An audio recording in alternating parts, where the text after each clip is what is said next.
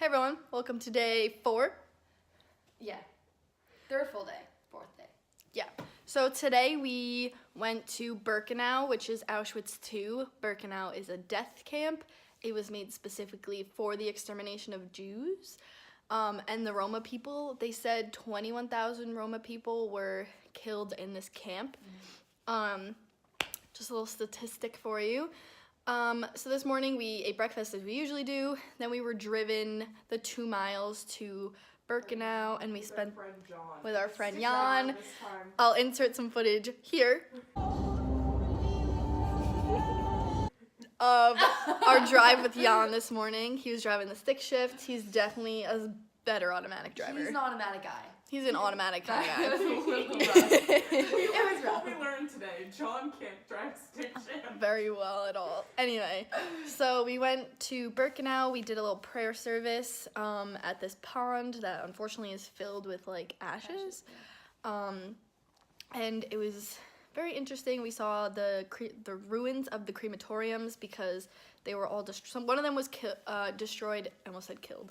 One of them was destroyed in an uprising done by the prisoners, and the other ones were bombed or like blown up by the SS officers, so the evidence would be destroyed. But which is a common theme, trying to destroy evidence. So while we're here, should I like set us up and get a good angle so we could yell about this? Yeah, or I can just move next to Michaela. Let's get some good lighting. This is what happened. We're mad about it. I'm going to scream. Okay, so like I said, Birkenau This is so awkward. is a death camp. It's a death camp. It's a death camp that was It's a made death specifically, like, the difference between Birkenau and Auschwitz. I have no words. When we went to Auschwitz, we first went through the processing building, and then you cross the gates and you're in the camp. Auschwitz 1 is, so killings did happen there, but it's classified as a concentration camp. Birkenau, or Auschwitz 2, is classified as a death camp. So when you go, you pass the crematoriums and the gas chambers before you even get to the processing building, because most people did not make it to the processing building. They went straight to the crematoriums. With that being said, Like off the train, like we walked on the path where they walked in the footsteps of these people half a mile or 3/4 of a mile from the unloading dock to like this place. So towards the end of the war, the Germans were losing. Spring of 1944. And they built, instead of the loading dock that was about 3/4 of a mile away, I believe, they built a train track directly through camp, directly to the crematorium. So the crematorium's here. The tracks ended here. Like directly, the end of the track is in line Like with it goes the crematorium. through the middle of the gates. I'll insert a picture. I actually took a good picture. It goes through the. I'll insert it. Goes. We'll get there. Goes through the middle, and ends here. And that was to exterminate. Two tracks, two crematorium. Crematorium per track. So you're just hopping off the train into the gas chamber. And this was done to exterminate as many Hungarian Jews as possible because they knew they were losing the war. So they wanted to exterminate as many as possible to win the race war they were trying to achieve. With this all being said, now that you're caught up. So I'm looking and I see this woman standing on the train tracks facing backwards, and this person is posing, is behind them, taking a picture. Yes? So now, we're like, ooh, that's not the best. Maybe you shouldn't be taking artsy pictures on a death camp train track.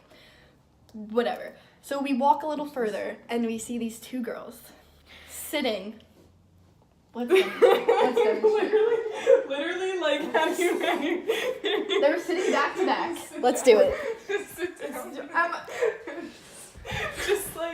But looking off on it, onto the ruins of the So. Oh my, what? Oh my. That actually kind of worked out. So behind them, where this door frame is the gate of Auschwitz, of Birkenau. Yeah. Auschwitz 2. This is the gate, and they're sitting in the middle of this is the train track is running in between them, and they're posing, and this girl is standing behind them, I almost fell over.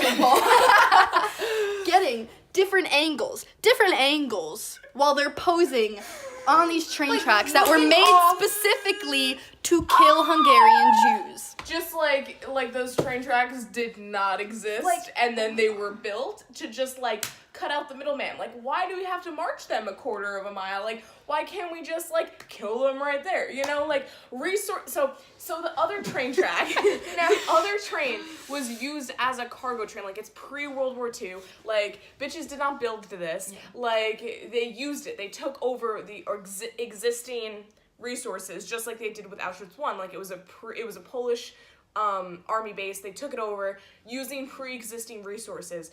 What I have learned in this time is that the Germans were very resourceful. So, like, they would recycle everything that they could. Like, they sold and, like, reused anything that they could. And they expended resources to extend this train track a third of the mile, like, right at the end of the fucking train. And these bitches are sitting on it. Like, taking pictures. Looking, like, trying to be pretty and looking off into the distance of the ruins of the, what's it called, crematorium. And, like, 200 feet, not even, like, 100 feet is a fucking cattle car. I know. Yes. Like, we haven't even talked about that one. Like, yeah. A cattle car with a bag of prayers. In it, yeah. That was donated by someone whose father was killed in this camp. Or at the train spot. At that spot. He got off the train. The SS was like, "Give me your bag of prayers," and he was like, "Fuck no." They were like, "Okay," and they killed him right there. And they were taking artsy pictures, not historical pictures, not pictures to remember their experience. Artsy pictures that will probably end up on their Instagram, and I think we should look for it. I think we should. Because it'll probably be hashtagged so, like, Auschwitz, which is even more that even adds another level. So, like, the problem isn't even the fact that they were taking artsy pictures, but it was the fact that they were taking artsy pictures of themselves. Yes. You know, like, they weren't trying to, like try to capture, like, what they were seeing in an artistic light, like, trying to, like, because, you know, that's, like, cool. There was tons of, like, flowers and memorial stuff there, and you could totally, like, see that as, like, being beautiful. Like, we were talking about, like, absence, for the presence of absence and presence. Well, These bitches were taking photos of themselves. They were modeling in a death camp, and I have an issue with that. Yeah. So we had to scream about it. It's probably time to go to lunch. I'm mad about it. We're gonna go eat some soup. Yeah. And hopefully there's potatoes in it. I love a good potato. So we'll probably check in later. Peace out, Girl Scouts. Hey guys. Hey guys. I think we left off at dinner or lunch. We left off at lunch. Yeah. So we ate lunch.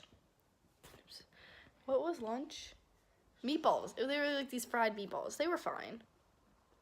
They needed sauce. They didn't give us sauce. Yeah. They needed sauce. They were dry. And then we had a lecture. It was fine again, like just a lecture. And then we walked to the commandant, the first commandant's house of Auschwitz. What was his name? Rudolf Hess. Mm-hmm. And we saw the house, and we stood outside for a while, and the people that live in the house now were looking out like, who are these people? But I feel like if you live in that kind of historical site, you should, like, kind of be used to people looking at your house. Like, that's kind of a big deal. Yeah. And then we ate dinner, which was a Mad Frenzy free-for-all. So they made these crepes, which were good. They had, like, Nutella in them, and they had, like, some sausage and, like, some other stuff. But there are probably, like, 3 or 4 other high schools here. Yeah.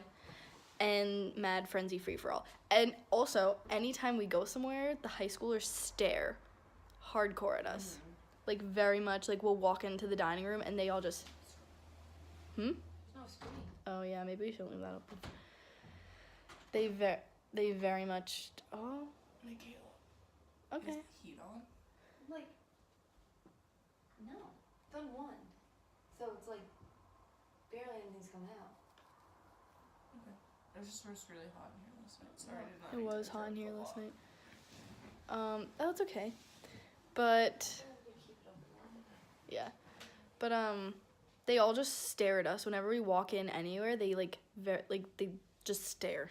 Like we'll walk down the hallway and they'll like be walking the opposite way and they'll stare. We'll look up while we're eating and they'll just be staring at us.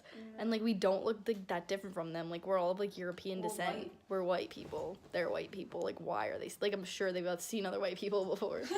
Like I don't know why they're staring at us. Everyone in the goddamn room is white. Except Dr. Moore. Except Dr. literally- Moore. Literally, except Dr. Moore, everyone else is white. The majority of them are blonde. Yeah. So, Yeah, so I don't know why they're staring at us.